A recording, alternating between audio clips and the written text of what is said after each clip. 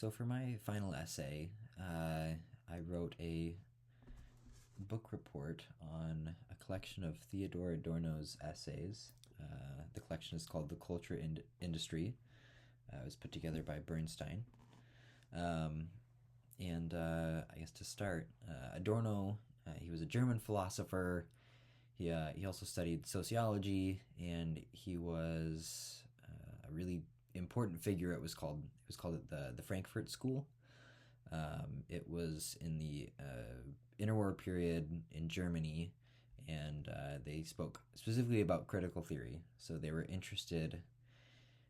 They felt that previous theorists didn't properly account for and didn't have a way to explain well the popularity of Nazism in these liberal capitalist democracies like in Europe. And they wanted to account for that, and they also felt that what the USSR was up to during that time didn't quite account and didn't counter it very well. So I'm going to speak primarily about three different essays in the book.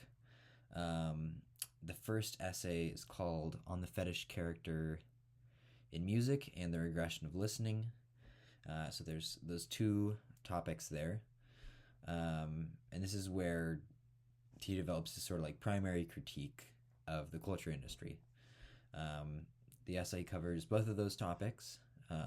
So for the first one, the fetish character, the fetish character describes the way that listeners fixate on particular elements of the music rather than the coherent, complicated whole of the music.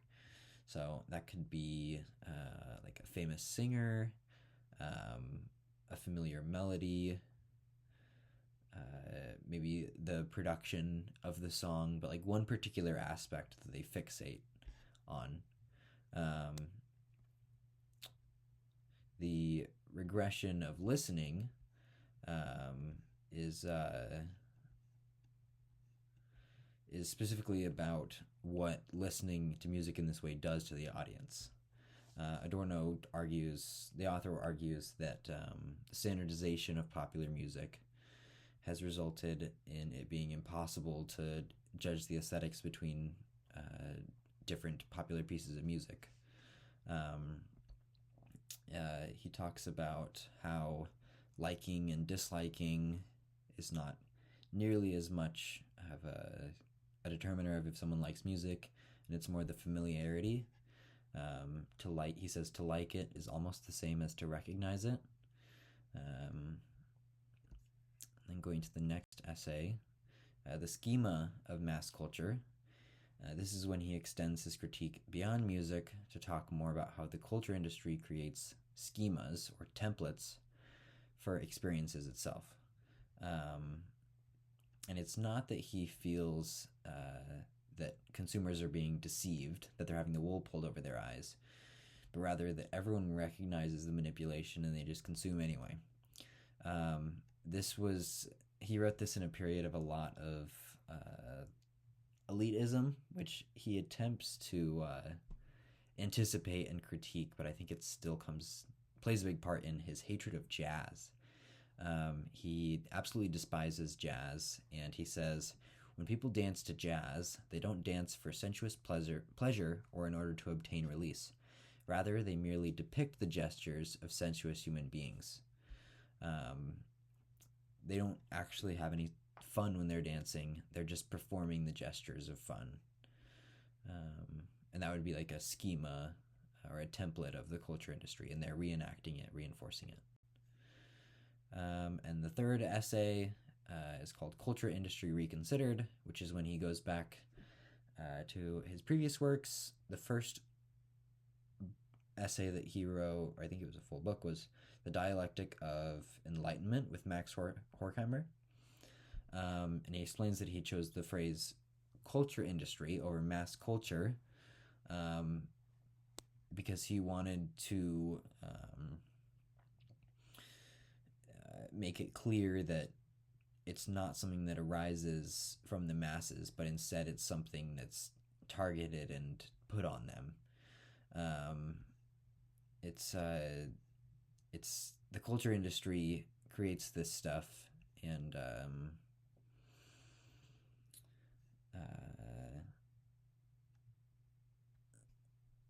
the consumers don't determine the production. The culture industry uh, shapes and manipulates the demand to fit what it already produces.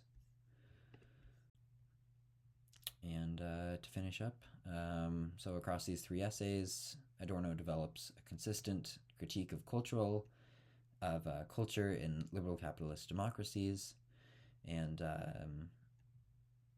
his primary arguments are that the culture industry standardizes its products while creating illusions of variety and individuality. Um, as a result, listeners don't genuinely listen to what they consume. They only recognize the familiar and reinforce the prescribed responses that they're supposed to do. And the result isn't that the consumers are being deceived, but it's just a closing off of alternatives. The entertainment reinforces the conditions that it also pretends to offer an escape from. So you're stuck in this sort of loop. Writing in the 20th century, Adorno couldn't have predicted the modern industry of music with algorithms, the focus on organic and authentic artists. But as the person notes who put this collection of essays together, many of his insights have only become more relevant. I think they adequately explain and provide an interesting and useful framework to analyze recent events leading up to now with culture and music, and the question of whether they continue to remain relevant methods is a question that his essays equip us to ask, even if they can't answer it for ourselves. So yeah, I love this book. I only spoke on a few of the essays, but I'm sure the rest of it is very interesting. Thank you for listening.